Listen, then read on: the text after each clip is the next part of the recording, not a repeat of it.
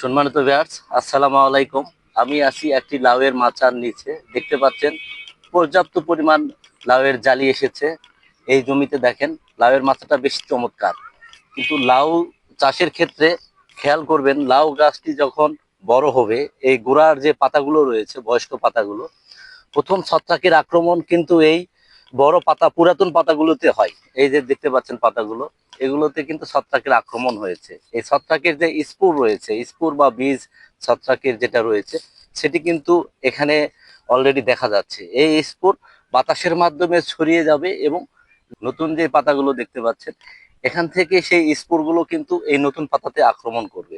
সে কারণে আমাদেরকে অবশ্যই প্রথমত এই গোড়ার যে পাতাগুলো রয়েছে, যেগুলোতে ছত্রাকের আক্রমণ হয়েছে, এই পাতাগুলো আহ, জমি থেকে সরিয়ে ফেলতে হবে, অপসারণ করতে হবে। তাহলে এই স্পোরগুলো আর নতুন পাতাতে আক্রমণ করতে পারবে না। এবং লাউ চাষের ক্ষেত্রে পাশাপাশি আরেকটি যে সমস্যা হয়, এই লাউ যখন ধরা শুরু হয় সেই সময় দেখতে পাচ্ছেন এখানে অনেক লাউ ধরে রয়েছে। তো এই লাউ যখন ধরে বা জালি অবস্থায় থাকে, তখন কিন্তু মাছি পোকার আক্রমণ হয়। মাছি পোকার আক্রমণটা কিরকম সেটা যদি একটু আপনাদেরকে দেখাই। এই যে এই ছোট্ট একটি গোল লাউ দেখতে পাচ্ছেন, এই যে দেখেন এখানে কিন্তু মাছি পোকা তিনটি হুল ফুটিয়েছে। এই পাশে একটি, এখানে একটি, এবং এইটা বড় একটি যে বিবর্ণ কালার দেখতে পাচ্ছেন, এখানে মাছি পোকা হুল ফুটিয়েছে। তো মাছি পোকা যদি আক্রমণ করে, তাহলে এই লাউগুলো বড় হবে না, এরকম ভাবে ছোট থেকে যাবে এবং পচে যাবে। এই মাছি পোকার আক্রমণের আহ, কারণে ফলন অনেকাংশে কমে যায় এবং লাউগুলো বাজার মূল্য হারিয়ে ফেলে। সেই ক্ষেত্রে আপনাদেরকে অবশ্যই মাছি পোকা দমন করতে হবে। এই মাছি পোকা দমন করার জন্য এমামেকটিন বেনজয়েড গ্রুপের যে কীটনাশক রয়েছে, সেটি মিশিয়ে গোটা জমিতে স্প্রে করে দিতে হবে। এবং পাশাপাশি আর ছত্রাকের যে আক্রমণ, ছত্রাকের ক্ষেত্রে আপনাদেরকে অবশ্যই কার্বেন্ডাজিম গ্রুপের ছত্রাকনাশক প্রতি লিটার পানিতে 2 গ্রাম হারে মিশিয়ে 7 দিন পর পর স্প্রে করতে হবে। তাহলে ছত্রাকের স্পোরগুলো নষ্ট হয়ে যাবে এবং নতুন পাতায় আক্রমণ হবে না।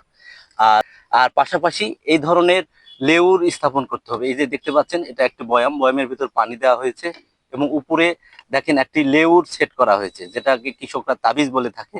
এবং বয়ামের ভিতরে দেখেন প্রচুর পরিমাণে পোকা রয়েছে।